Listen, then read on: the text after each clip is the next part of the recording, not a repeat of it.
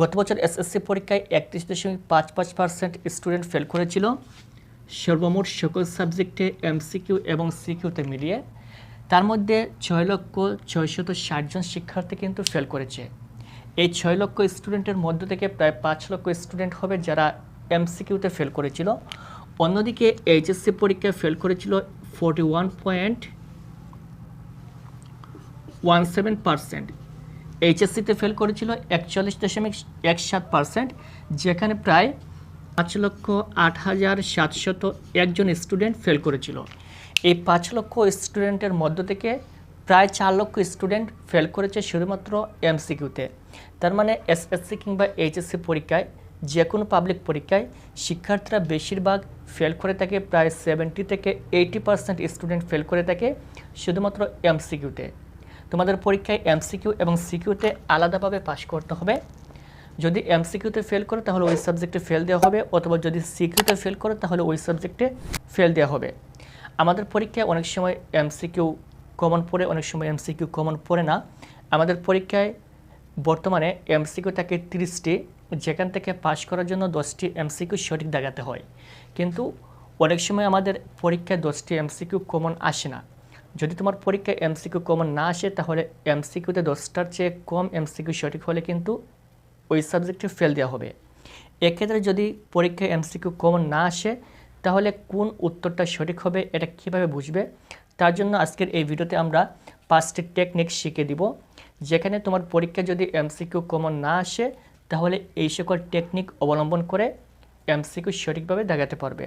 প্রথমে আসি, আমাদের পরীক্ষায় এমসিকিউ থাকবে 30টি এমসিকিউ থাকবে।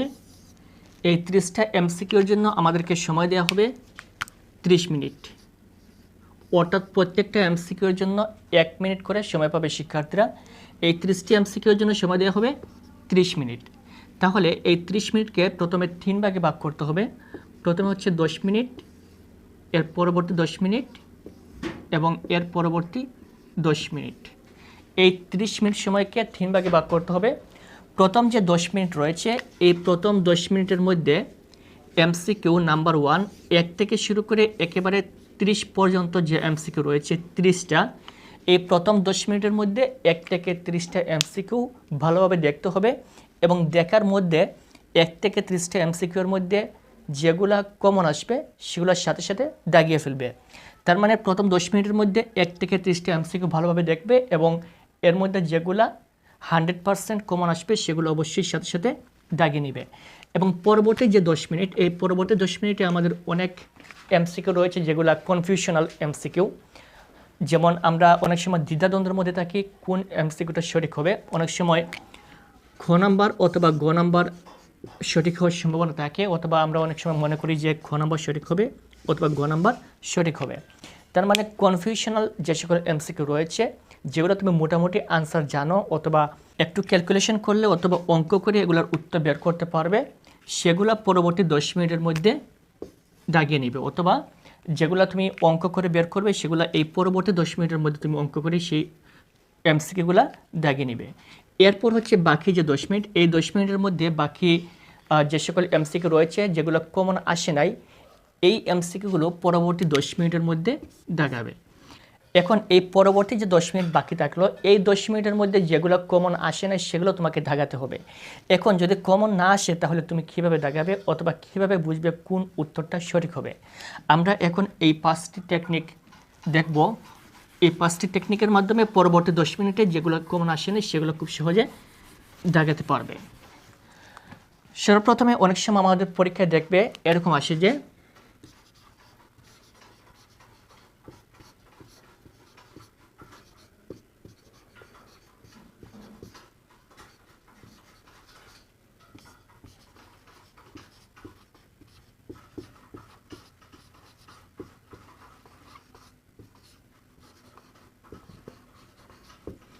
অনেক সময় এরকম আসে যে সবকটি সঠিক অথবা কোনোটি সঠিক নয়।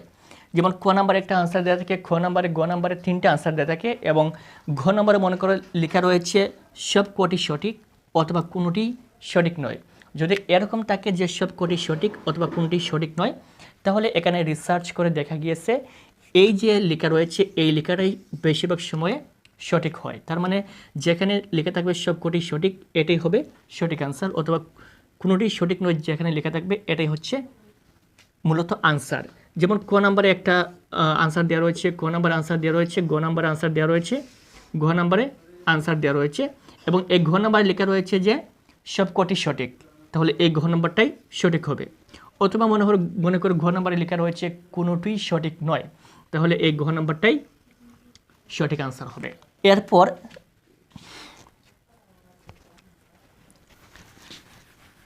এরপর যদি তোমার পরীক্ষায় কমন না আসে তাহলে এক্ষেত্রে দেখবে যেই এমসিকিউটা আসবে এখানে ক নাম্বারে একটা দেওয়া থাকবে,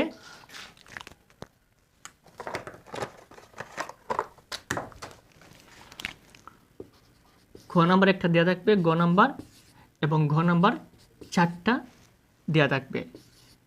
এক্ষেত্রে মনে করো এটা কমন আসে নাই, তখন দেখবে এই ক নাম্বার আনসারটা কিন্তু ছোট রয়েছে, খ নাম্বারটাও ছোট, গ নাম্বারটাও ছোট, কিন্তু ঘ নাম্বারটা আনসারটা বড়। এক্ষেত্রে যেই আনসারটা বড় হবে অর্থাৎ যে লেখাটা সবচেয়ে লম্বা হবে সেটাই বেশিরভাগ সময়ে সঠিক উত্তর হয়ে থাকে যদি কমন না আসে। যেমন ক নাম্বারটা বেশি লম্বা আনসার, খ নাম্বার ছোট এবং ঘ নাম্বার সবগুলো ছোট, কিন্তু ক নাম্বার আনসারটা লম্বা। এক্ষেত্রে যেই আনসারটা লম্বা হবে এটাই সঠিক উত্তর হওয়ার সম্ভাবনা 70 থেকে 80% হয়ে থাকে। কারণ যখন তারা এই সঠিক আনসারটা লিখে ফেলে তখন কিন্তু তারা পরবর্তী যে ভুল আনসারগুলো লিখে, এক্ষেত্রে তারা বেশি সময় অপচয় করতে চায় না, এক্ষেত্রে ছোটো ছোটো ওয়ার্ডের মাধ্যমে পরবর্তী উত্তরগুলো ফিল আপ করে ফেলে। এর জন্য বেশিরভাগ সময় 70 থেকে 80% সময় যে আনসারটা লম্বা হবে এই আনসারটা সঠিক হওয়ার সম্ভাবনা সবচেয়ে বেশি থাকে এমসিকিউ এর ক্ষেত্রে। ইংরেজির ক্ষেত্রে যখন এ, বি, সি এবং ডি 4টা এমসিকিউ থাকবে, এক্ষেত্রে যেই এমসিকিউটা সঠিক হবে সেই এমসিকিউতে সাধারণত গ্রামাটিক্যাল কোনো ধরনের ভুল থাকে না। অনেক সময় দেখবে যে এ, বি, সি 3টাতে গ্রামাটিক্যাল ভুল রয়েছে, যেখানে এ হওয়ার কথা নয় সেখানে এ দেওয়া রয়েছে, অথবা যেখানে ইন, টু এরকম দেওয়ার কথা নয় সেখানে কিন্তু ভুলভাবে গ্রামাটিক্যাল ব্যবহার করা হয়েছে। এক্ষেত্রে যেগুলা আনসার ভুল হবে সেগুলোতে ভুলভাবে গ্রামাটিক্যাল ব্যবহার করা হতে পারে, কিন্তু যেই আনসারটা সঠিক হবে সেই আনসারে কোনো ধরনের গ্রামাটিক্যাল ভুল থাকে না। এটা সবসময় সঠিকভাবে গ্রামাটিক্যাল ইউজ করা হয়। এবং ম্যাথের ক্ষেত্রে অথবা উচ্চতর গণিতের ক্ষেত্রে অনেক সময় এরকম হয়ে থাকে। মনে করো এ নাম্বার, ক,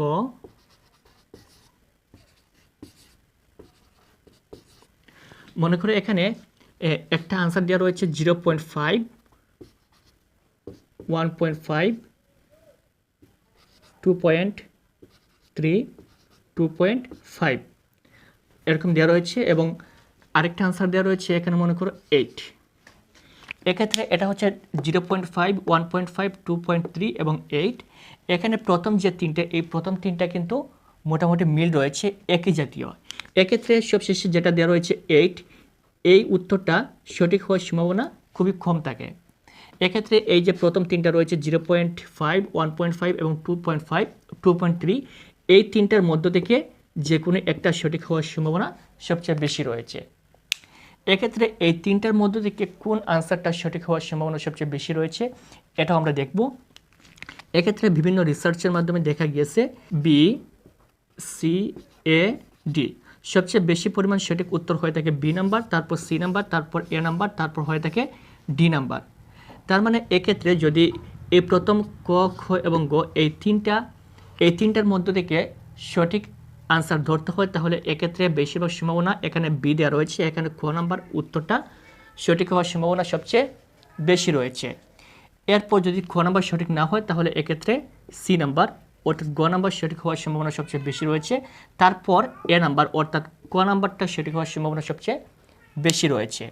অর্থাৎ বিভিন্ন রিসার্চের মাধ্যমে দেখা গিয়েছে বিভিন্ন এমসিকিউ পরীক্ষায় যে সকল এমসিকিউ আসে এক্ষেত্রে খ নাম্বারটা সবচেয়ে বেশি পরিমাণ এমসিকিউ সঠিক দেওয়া হয়, তারপর গ নাম্বারটা, তারপর এ নাম্বার, তারপর হচ্ছে ঘ নাম্বারটা বেশিরভাগ সময়ে সঠিক আনসার দেওয়া হয়ে থাকে। এখন এক্ষেত্রে মনে করো এখানে 5 নাম্বার একটা এমসিকিউ রয়েছে, তারপর 6 নাম্বার একটা এমসিকিউ, 7 নাম্বার একটা এমসিকিউ দেওয়া রয়েছে। এখানে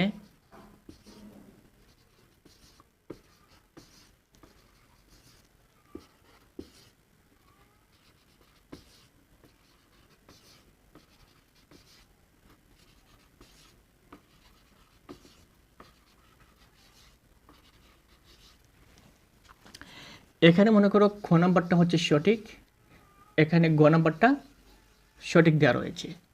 এক্ষেত্রে এইটা কমন আসছে, এইটা কমন আসছে, কিন্তু 6 নাম্বার যেটা রয়েছে এটা মনে করো কমন আসে নাই। তাহলে এই 6 নাম্বারের ক্ষেত্রে কোনটা সঠিক হওয়ার সম্ভাবনা সবচেয়ে বেশি রয়েছে?